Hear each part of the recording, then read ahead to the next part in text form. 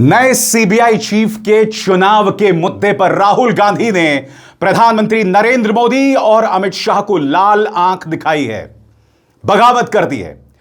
आप कह सकते हैं कि भाई बगावत तो अपने ही खेमे में होता है, तो यह मत भूलिए दोस्तों कि सीबीआई चीफ के चुनाव में और साथ ही मुख्य चुनाव आयुक्त के चुनाव में राहुल गांधी उस टीम का हिस्सा हैं जिनमें प्रधानमंत्री अमित शाह और स्वयं राहुल गांधी हैं। याद कीजिएगा दोस्तों, आज से कई महीनों पहले सुप्रीम कोर्ट ने फैसला सुनाया था कि देश के चुनाव आयोग का चुनाव या सिलेक्शन एक ऐसी कमेटी करेगी जिसमें प्रधानमंत्री होंगे, नेता विपक्ष होंगे और chief justice of supreme court होंगे। मगर भारतीय जनता पार्टी ने अपनी कायरता और अपने डरपोक रवैये की वजह से उसे पलट दिया, एक अध्यादेश लाकर। आज राहुल गांधी ने बगावत कर दी है। राहुल गांधी इस बात को समझते हैं कि वो माइनॉरिटी में हैं और राहुल गांधी को इस बात का कोई मुगालता नहीं था कि उनकी बात को सुना जाएगा, मगर उन्होंने सिर्फ कुछ बुनियादी मांगे की थी, उसके अलावा कुछ नहीं। और मैं आपको पढ़ के सुनाने वाला हूं दोस्तों उन्होंने क्या मांगे की थी। मगर सबसे पहले राहुल गांधी ने करारा प्रहार किया है प्रधानमंत्री और अमित शाह के ऊपर। उन्होंने क्या कहा है, गौर फरमाइए। मैंने प्रधानमंत्री को चिट्ठी लिखकर सीबीआई डायरेक्टर चुनने की प्रक्रिया पर अपनी असहमति दर्ज कराई है। मैं किसी पक्षपाती प्रक्रिया में शामिल होकर अपनी संवैधानिक जिम्मेदारी से पीछे नहीं हट सकता।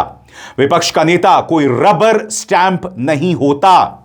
और राहुल गांधी ने कुछ बुनियादी जानकारियां मांगी थी। मैं आपके सामने राहुल गांधी के इस पूरे खत का हिंदी हिंदुस्तानी में अनुवाद पेश करने वाला हूं, जाइएगा नहीं। मगर आम आदमी पार्टी के नेता अरविंद केजरीवाल ने प्रधानमंत्री पर करारा प्रहार किया है और कहा है कि आपने पद से इस्तीफा दे दें। क्यों? क्योंकि डोनाल्ड ट्रंप के डर से और उस दबाव में आकर भारत रशिया से तेल नहीं खरीद रहा है। अरविंद केजरीवाल कह रहे हैं कि देश में त्राहिमाम मचने वाला है और आप ट्रंप से इस कदर डरे हुए हैं कि आपने तेल खरीदने से मना कर दिया। उन्होंने कहा कि अगर आपसे हालात नहीं संभल रहे तो अपने पद से इस्तीफा दीजिए। सुनिए अरविंद केजरीवाल ने क्या कहा। लेकिन मैं मोदी जी को कहना चाहता हूं कि 140 करोड़ लोगों के आप एक तरफ इनको कह रहे हो कि गैस मत इस्तेमाल करो, पेट्रोल मत इस्तेमाल करो, किफायत करो, और दूसरी तरफ रशिया से तेल नहीं खरीद रहे। ऐसे समय में तो डिप्लोमेसी ये कहती है कि साम दाम दंड भेद, जहां से तेल मिले, जहां से गैस मिले, ले लेनी चाहिए, और आप उसको मना कर रहे हो। मोदी जी, मैं नहीं जानता आपके क्या व्यक्तिगत कारण है, लेकिन अगर आप अपने व्यक्तिगत प्रेशर को झेलने की क्षमता नहीं रखते हैं तो इस्तीफा दे दीजिए। और दोस्तों दूसरी तरफ पूरा प्रोपेगेंडा शुरू हो गया है। जी हां, गोदी मीडिया ने जमकर प्रोपेगेंडा शुरू कर दिया है सोने के मुद्दे पर और दूसरी तरफ तेल के मुद्दे पर। अब यह बताया जा रहा है कि जब से प्रधानमंत्री नरेंद्र मोदी ने इस बात की घोषणा की कि देश की जनता कम खपत करे तेल की, तो प्रधानमंत्री ने अपने काफिले में गाड़ियां कम कर दी हैं। इस तरह का प्रोपेगेंडा चलाया जा रहा है और गोदी मीडिया इसकी जमकर तारीफ कर रही है। गोदी मीडिया यह भी कह रहा है कि अगर देश के सामने एक तेल का संकट आ रहा है तो इसमें प्रधानमंत्री का क्या दोष है। कम से कम आप भारतीय जनता पार्टी के दोगलेपन पर, उनके दोहरे मापदंड पर तो सवाल उठा सकते थे, उसकी हम चर्चा। मगर सबसे पहले सीबीआई डायरेक्टर के मुद्दे पर राहुल गांधी का लंबा चौड़ा खत, और मैं चाहूंगा कि आप इसके एक एक शब्द पर गौर कीजिएगा, क्योंकि राहुल गांधी ने भारतीय जनता पार्टी, प्रधानमंत्री नरेंद्र मोदी और देश के गृह मंत्री अमित शाह को आड़े हाथों लिया है। राहुल गांधी क्या कहते हैं, गौर फरमाइएगा। मैं आपको यह पत्र सीबीआई के अगले निदेशक की सिफारिश करने वाली समिति के अध्यक्ष के रूप में लिख रहा हूं ताकि उसकी कार्रवाई पर अपना विरोध दर्ज कर सकूं। आपकी सरकार ने बार बार सीबीआई, जो भारत की प्रमुख जांच एजेंसी मानी जाती है, उसका इस्तेमाल राजनीतिक विरोधियों, पत्रकारों और आलोचकों को निशाना बनाने के लिए किया। इसी तरह की संस्थागत यानी इंस्टीट्यूशनल पकड़ को रोकने के लिए ही विपक्ष के नेता को चयन समिति में शामिल किया जाता है। दुर्भाग्य से आपने मुझे इस प्रक्रिया में कोई सार्थक भूमिका देने से लगातार इनकार किया है। सबसे बड़ी बात, राहुल गांधी जानते हैं कि उनके पसंदीदा शख्स का चुनाव नहीं होगा। वो सिर्फ यही कह रहे हैं कि आप मेरे सामने जो दावेदार रख रहे हैं उसकी जानकारी तो मेरे सामने पेश कीजिए। और इस बारे में राहुल गांधी क्या कहते हैं, गौर फरमाइएगा। बार बार लिखित अनुरोध के बावजूद मुझे योग्य उम्मीदवारों की सेल्फ अप्रेजल रिपोर्ट्स या 360 डिग्री रिपोर्ट्स उपलब्ध नहीं कराई गई। इसके बजाय मुझसे उम्मीद की गई कि मैं समिति की बैठक के दौरान पहली बार 69 उम्मीदवारों के अप्रेजल रिकॉर्ड्स देखूं। 360 डिग्री रिपोर्ट्स तो पूरी तरह रोक ली गई। किसी उम्मीदवार के इतिहास और प्रदर्शन का सही मूल्यांकन करने के लिए इन रिकॉर्ड्स की डिटेल्ड समीक्षा बेहद जरूरी है। बिना किसी कानूनी आधार की जानकारी रोकना चयन प्रक्रिया का मजाक बनाना है और यह तय करता है कि सिर्फ आपका पहले से तय उम्मीदवार ही चुना जाए। मैं आपको याद दिलाना चाहता हूं कि 5 मई 2025 की पिछली बैठक में भी अपना विरोध दर्ज कराया था। मैंने 21 अक्टूबर 2025 को भी आपको एक पत्र लिखा था जिसमें निष्पक्ष और पारदर्शी यानी ट्रांसपेरेंट प्रक्रिया के लिए सुझाव दिए गए थे, लेकिन उसका भी मुझे कोई जवाब नहीं मिला। सिलेक्शन कमेटी से जरूरी जानकारी छिपाकर सरकार ने इसे सिर्फ एक फॉर्मेलिटी बनाकर रख दिया है। विपक्ष का नेता कोई रबर स्टैंप नहीं है। मैं इस पक्षपात पूर्ण प्रक्रिया में शामिल होकर अपनी संवैधानिक जिम्मेदारी से पीछे नहीं हट सकता। इसलिए मैं बेहद कड़े शब्दों में अपना विरोध दर्ज करता हूं। सादर, राहुल गांधी। मैं फिर आपसे पूछना चाहता हूं दोस्तों, जब सीबीआई चीफ के चुनाव में आप नेता विपक्ष को तमाम उम्मीदवारों की 360 डिग्री रिपोर्ट ही नहीं देना चाहते, तो किस बात की पारदर्शिता है? और सबसे बड़ी बात, हर जगह अपना महिमा मंडन कराना, हर मुद्दे पर अपना महिमा मंडन कराना। याद है आपको, प्रधानमंत्री ने देश से अपील क्या की थी कि तेल की बचत कीजिए, विदेश मत जाइए। यह बात अलग है कि फ्राइडे को प्रधानमंत्री बहुत बड़ी विदेश यात्रा पर निकल रहे हैं, बहुत बड़ी विदेश यात्रा पर निकल रहे हैं। तेल की बचत की बात करते हैं, मगर आप सब जानते हैं कि उसी दिन और उसके अगले दिन प्रधानमंत्री ने रोड शो किया था, गुजरात में रोड शो किया था। याद कीजिएगा, हेमंत बिस्व शर्मा का शपथ ग्रहण समारोह, हर मुख्यमंत्री वहां पहुंचा था, स्वयं प्रधानमंत्री वहां पहुंचे थे। और बात वहां नहीं रुकती, भारतीय जनता पार्टी नेता बार बार नियमों की धज्जियां उड़ा रहे हैं। मैं आपको बताता हूं कैसे। सबसे पहले आपके स्क्रीन पर मैं आपको यह वीडियो दिखाना चाहता हूं। एबीपी न्यूज का वीडियो है जो आपके सामने चल रहा है। इसमें आप देखिएगा दोस्तों, यह बताया जा रहा है कि पीएम की पेट्रोल डीजल बचाने की अपील के बावजूद मध्य प्रदेश के शिवपुरी से बीजेपी एमएलए प्रीतम सिंह लोधी 300 गाड़ियों का काफिला लेकर निकले। वीडियो वायरल, यह देखिए, यह वो वीडियो है। और प्रधानमंत्री ने क्या अपील की थी? प्रधानमंत्री ने अपील की थी कि आप कम तेल का इस्तेमाल करें।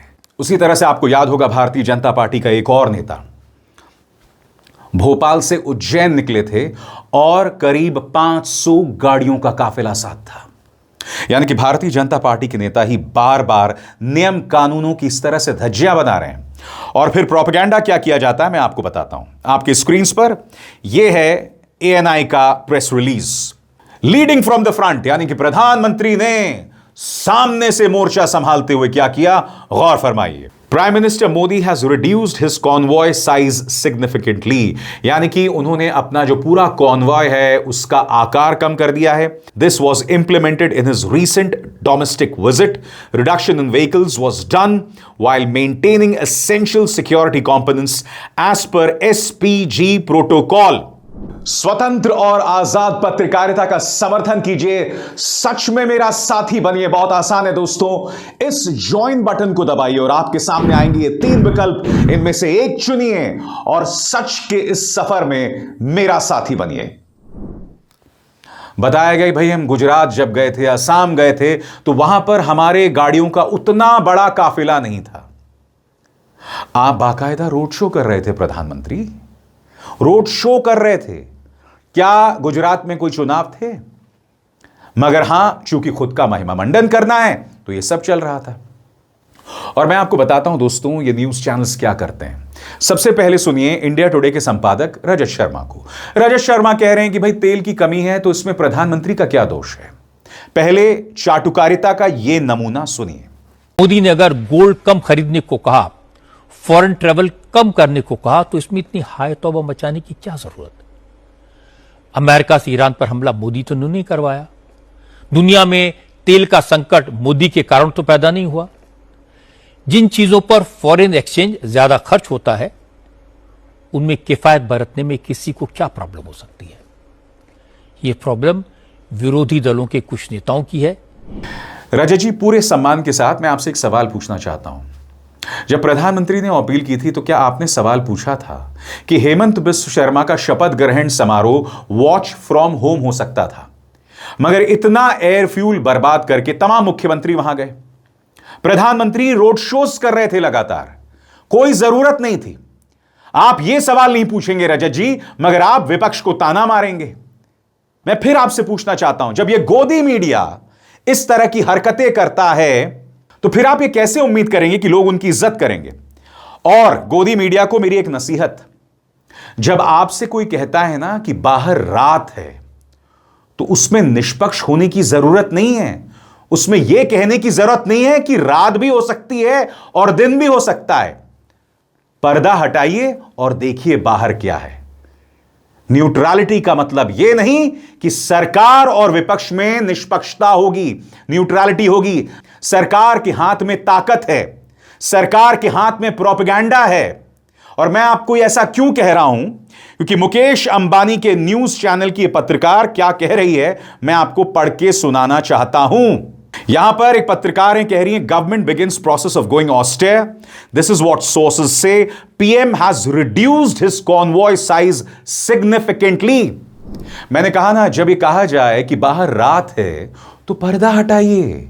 यह मत कहिए कि बाहर रात और दिन कुछ भी हो सकता है। इस तरह की न्यूट्रलिटी से बाज आइए।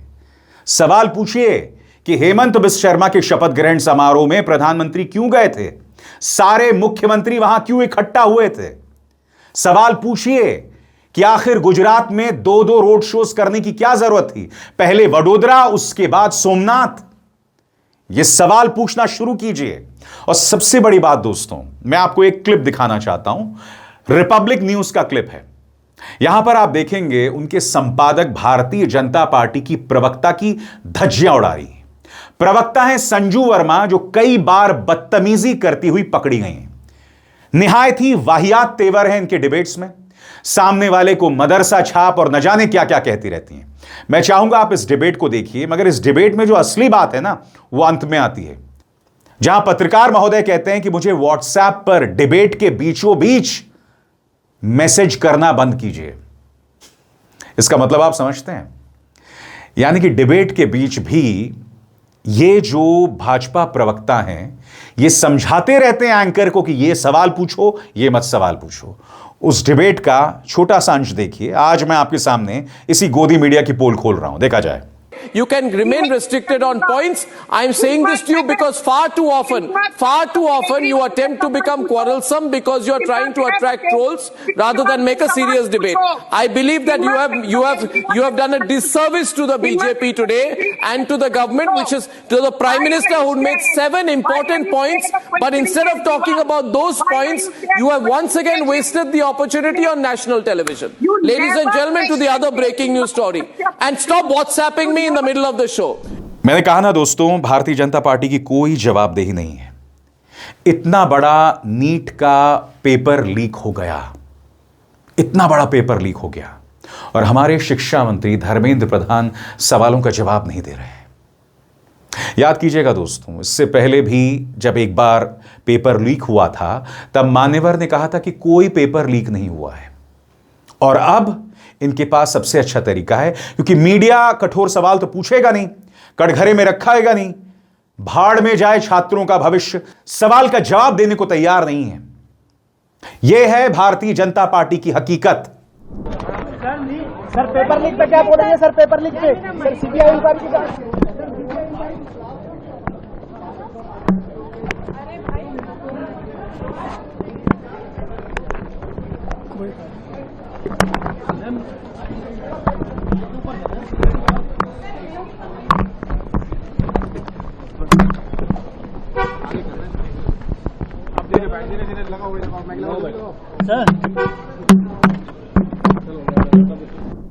सवालों का जवाब नहीं देना, प्रोपेगेंडा करना। सीबीआई के पद के लिए चुनाव हो रहा है तो नेता विपक्ष अगर कुछ रिपोर्ट्स मांग रहे हैं वो भी नहीं देना, उनकी सिफारिशों को नहीं मानना। रूस के तेल को खरीदने से मना कर देना क्यों? क्योंकि डोनाल्ड ट्रंप का डर है और माय फ्रेंड डोनाल्ड ट्रंप नाराज ना हो जाए, इसलिए रूस से तेल मत खरीदो। किसी तरह की कोई पारदर्शिता नहीं। और हमें क्या बताया जाता है? हमें बताया जाता है कि दुनिया जो भी फैसला लेती है पहले भारत से पूछती है। हमें बताया जा रहा है कि प्रधानमंत्री विश्व गुरु हैं, दुनिया में डंका बजता है। ट्रंप के सामने तो आप खड़े हो नहीं सकते सीधी रीढ़ के साथ। और अब भी प्रधानमंत्री यूएई जा रहे हैं, वो यूएई जो इस्राएल के साथ है। यानी कि प्रधानमंत्री ने स्पष्ट कर दिया है कि वो यूएई के साथ हैं, इस्राएल के साथ हैं, और वो ईरान जिस पर लगातार हमला किया जा रहा है उसको लेकर आपकी कोई सोच नहीं है। मैं नहीं जानता हूं प्रधानमंत्री कि आप इतिहास में कैसी शख्सियत के तौर पर दर्ज होना चाहते हैं।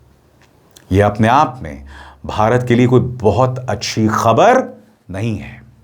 सबसे बड़ी बात, आज इस कार्यक्रम को करने का मकसद था सरकार पारदर्शी बने, पारदर्शिता से आगे बढ़िए।